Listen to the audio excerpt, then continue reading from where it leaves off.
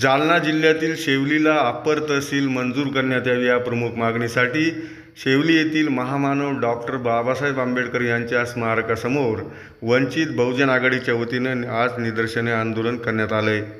वंचित बहुजन आघाडीचे मराठवाडा उपाध्यक्ष दीपक डोके यांच्या नेतृत्वाखाली हे आंदोलन करण्यात आले। यावेळी शासनाच्या विरोधात प्रचंड घोषणाबाजी कार्यकर्त्यांनी केली।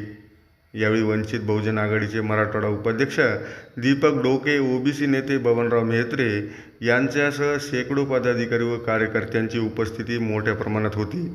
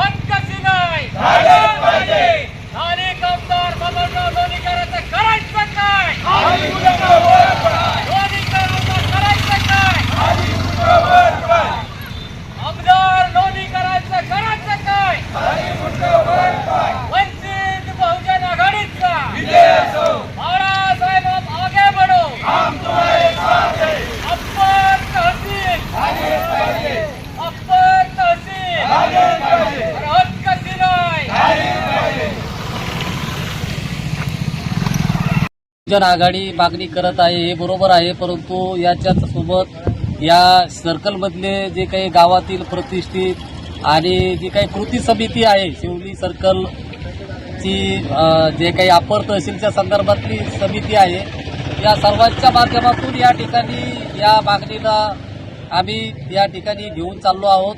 आणि जोपर्यंत म्हणजे निजामाच्या काळामध्ये ज्या काही नोंदी आहेत की ज्या म्हणजे हैदराबाद दस्तावेज जे आहेत त्यामध्ये शेवलीचं जे तहसील आहे त्या काळातल्या नोंदीमध्ये ते तहसीलची नोंद आहे।